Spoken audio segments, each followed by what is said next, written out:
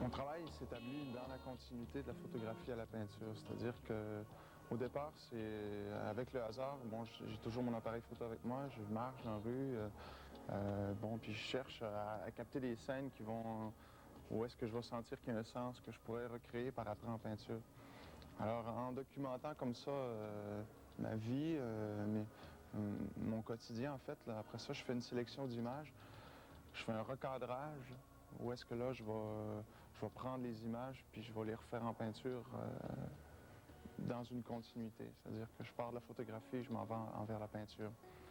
Ensuite de ça, je vais beaucoup travailler en confrontation, c'est-à-dire que les images, je vais les prendre, je vais en prendre une, je vais en prendre une autre, puis je vais les faire se choquer ensemble. Puis c'est important pour moi que le sens qui est créé dans une image vienne confronter le sens dans l'autre image.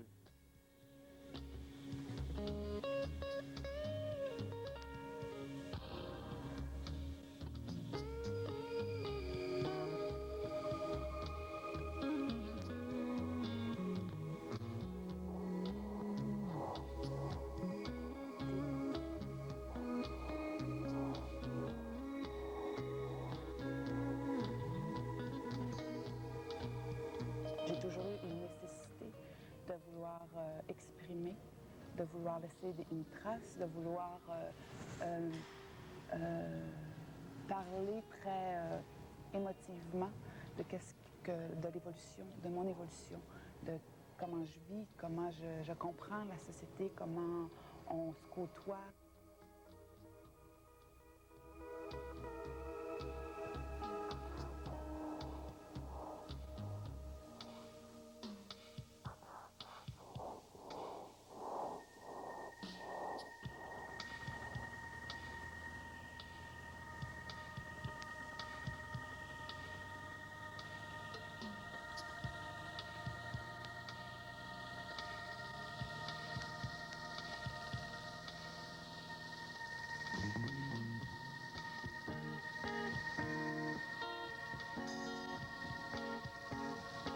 Je travaille beaucoup sur l'objet de la peinture, la matière, la matérialité et aussi le geste qui est pour moi très important. C'est l'action, c'est la trace de mes expériences qui est envoyée d'une façon très impulsive sur le tableau. Que j'essaie quand même de marier avec une certaine expérience de la peinture, que j'essaie d'apprivoiser le plus souvent possible.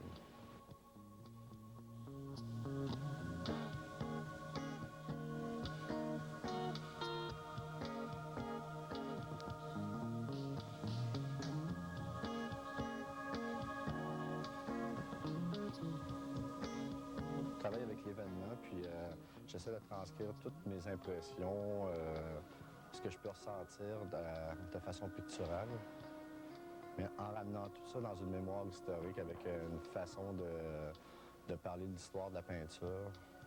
J'essaie d'être le moins anecdotique possible, là. Disons que j'essaie d'effacer l'anecdote peut-être avec l'histoire de l'art.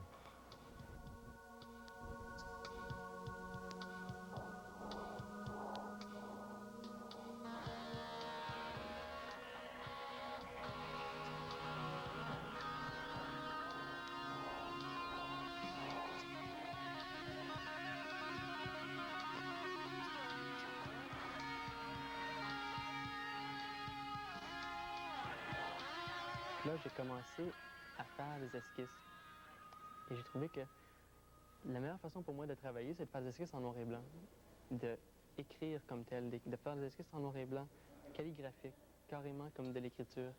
Et de là, retravailler dans le studio la couleur, l'expérience, la peinture elle-même. de cette façon-là, je me suis fait une espèce de concept pour travailler mes peintures comme l'écriture. J'écrivais comme un livre, comme une histoire dans la peinture. Alors, à partir des esquisses, je retravaillais la peinture. Et aussitôt que j'avais pas assez d'esquisses pour la peinture, j'en allais faire d'autres pour que je comprenne qu'est-ce que je fasse. Et qu'en travaillant comme ça en plusieurs épaisseurs, en style calligraphique, sur la peinture, j'arrivais à conter une histoire et la peinture était plus complète pour moi.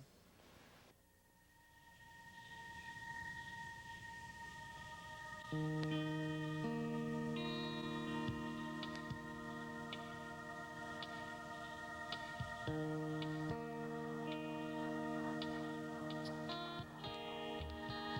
was thinking just about a tension that I find within myself and a tendency within my work, and there are two polarities. And the one is to make things very simple, to focus on a structure, to almost take all the imagery out and just have a very simple abstract structure. It's kind of like my bright yellow shirt. But then at the same time, I have an attraction toward strong imagery that is almost over the top. It's kind of like opera almost, and things that are more decorative than structural. I think actually when I work with multiple pieces, that allows me to gratify both elements within myself and put them together.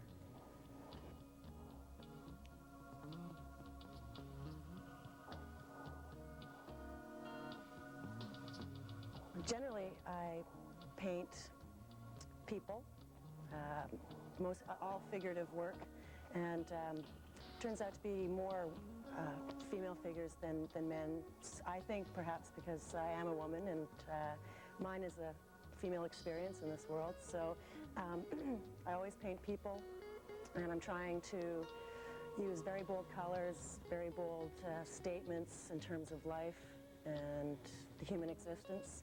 I do paint more or less the darker side of life rather than the happier side of life, which causes a little bit of controversy with the, the public or the viewing public. So yeah, I think the darker, harder side of life, and I try to express the human condition.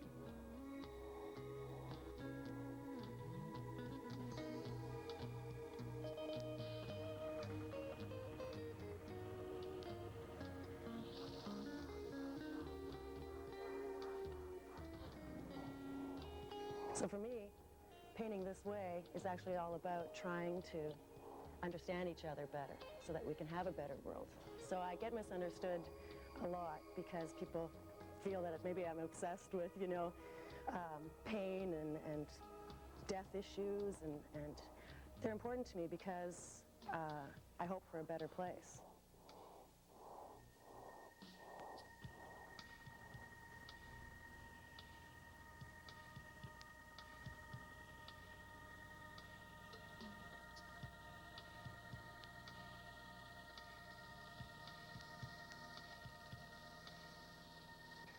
Bueno, la idea en sí surge a partir de una identificación muy potente con una pieza musical que se llama Imago, una obra compuesta por un compositor franco-argentino llamado José Luis Campana. Esta pieza musical intenta en sí misma reconstruir el sonido de una situación de psicodrama grupal. Mi idea era combinar en el proyecto que yo mandé al Symposium más códigos para generar un código más totalizador de este ambiente. No solamente el sonido, sino el clima vívido de lo que puede llegar a ser un psicodrama grupal.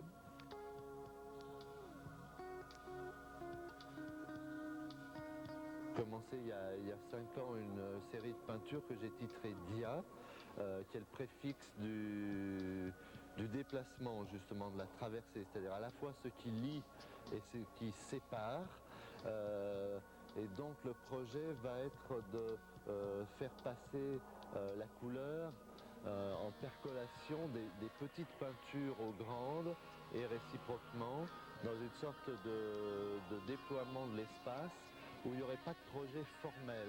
Je me suis rendu compte que finalement, si la motivation est portée sur la couleur, il n'y a pas de projet formel, dans le sens où je reprends les formes les plus immédiates données, les plus conventionnelles, du cadre, du carré. En ce moment, je ne fais que des carrés ici à Baie-Saint-Paul, je ne fais que des carrés pour avoir ce format neutre. Et les formes sont toutes déduites de ce carré, donc des carrés plus petits dans d'autres plus grands, qui permettent soit des travelling avant, soit des travelling arrière, comme ça. Peinture dans la peinture. Donc c'est ce déplacement dans la peinture qui serait véritablement mon projet. Donc quelque chose finalement de très ouvert, sans projet formel, sans intention formelle de départ.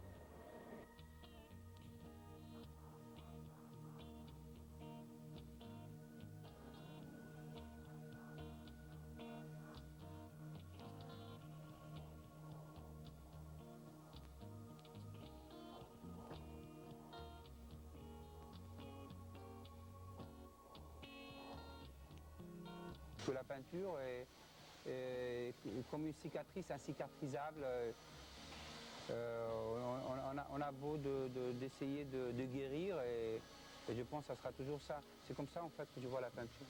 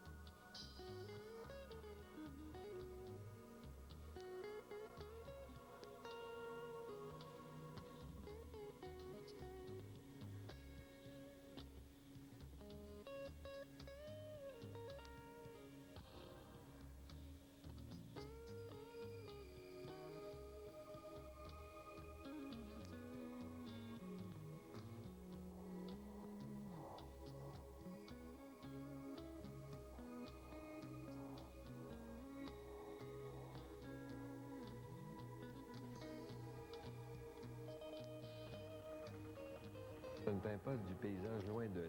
Je transcode, si je puis dire. Un exemple. Devant un panorama, on peut être absolument omnibulé. Et comment le peintre se pose la question face à ça? Bon, il y a une espèce de rivalité entre ce qu'il voit, ce qu'il voudrait faire, parce qu'il y a la peinture est aussi un panorama. Jamais le peintre ne pourra retranscrire, reprendre, refaire, enfin faire, même donner l'impression que l'on peut avoir devant le vrai. Alors par l'abstraction me permet de transcoder ce que j'ai vu pour peut-être rendre le sentiment que j'ai éprouvé, l'impression, mais par des moyens purement plastiques, c'est-à-dire par des formes simples que tout le monde peut vivre quand ils sont confrontés avec.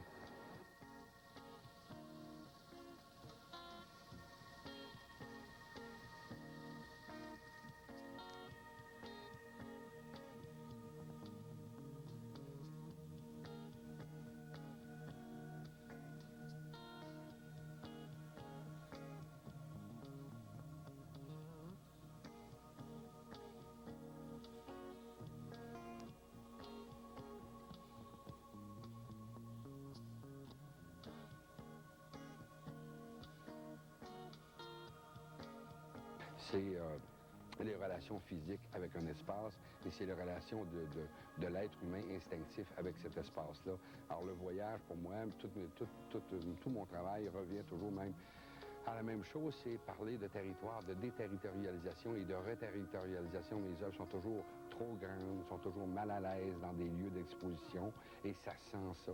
Alors ça veut dire, d'une certaine façon, s'il y a quelque chose, c'est, bon, allez vous autres-même vivre dans des lieux, a fortiori, moi je crois, d'une façon très très utopique, que chaque être humain, qu'on n'aurait pas besoin d'art, mais l'art est un défaut et que chaque être humain peut vivre d'une façon très très sensible. Il s'agit de remettre en question et de pouvoir... Alors, mes œuvres disent aux gens, ben allez ailleurs, sortaient de ces lieux-là et vivaient intensément dans des... C'est une façon de voir, c'est une façon d'être, mais à l'extérieur.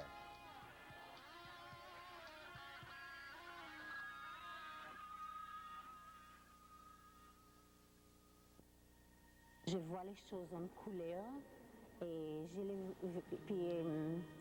j'aime beaucoup faire les choses qui bougent, les défis, disons comme les sillages des bateaux ou les lignes qui reflètent sur la surface les lignes des soleils qui reflètent avec les petites vagues, ce que j'appelle réflexion.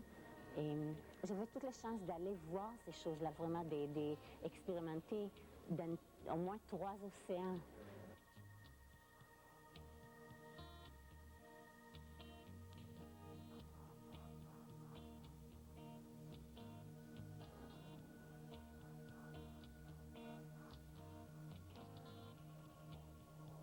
Alors moi j'ai fait une contribution très humble, très, je dirais même très simple, juste avec les feuilles de quenouille ils sont partout. Et j'ai coupé une quantité de ces feuilles-là et je dessine leurs contours. Et je dis même ces feuilles-là sont en danger. Hein. Tout ce qui pousse et tous les animaux, il faut tout préserver. Alors, dans un tableau, dans un panel, disons, un papier, je les copie complets comme ils sont. Et après, je les coupe en demi. Puis j'utilise les feuilles cassées comme ça sur les autres panneaux là. Et après, je vais faire un papier avec ça aussi.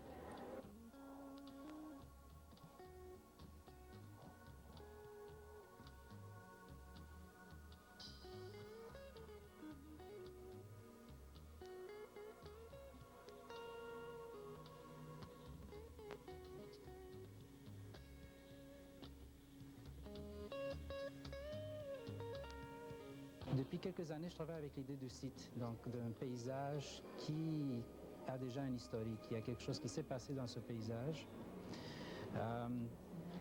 J'ai commencé avec une série qui était plus spécifique, une série, par exemple la série Berlin que j'avais fait il y a 6 ans à peu près, où je me référais spécifiquement à des événements.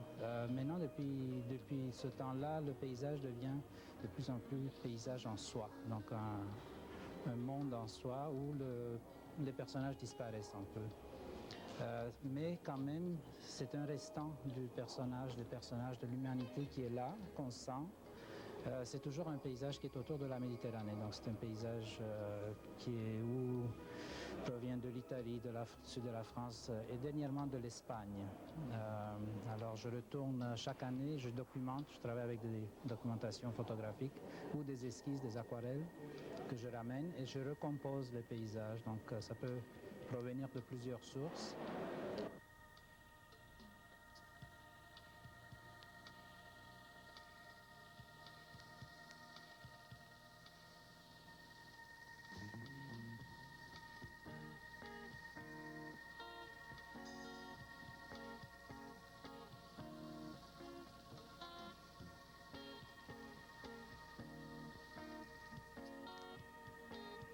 Cuatro años he desarrollado una serie de trabajos que tienen que ver con lo de la media cara y que de alguna forma aquí vemos representado en forma de escultura, también desarrollados en las piezas de telas, que hablan de muchas cosas a la vez.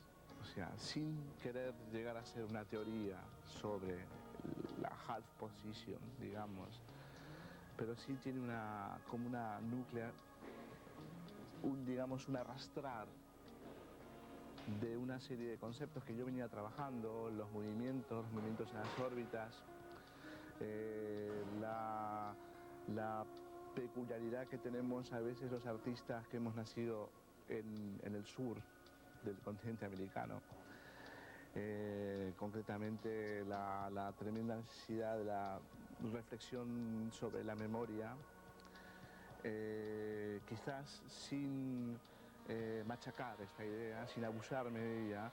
Hago de esto un ejercicio en el cual va desarrollándose año tras año, exposición tras exposición, y el simposio es otro paso más, en el cual yo puedo enseñar este proyecto, digamos de alguna manera, con variaciones, ¿no? Quiero decir que yo no pensaba hacer esta pieza aquí, pero la energía del medio sí me lo permitió hacer, entonces la hice.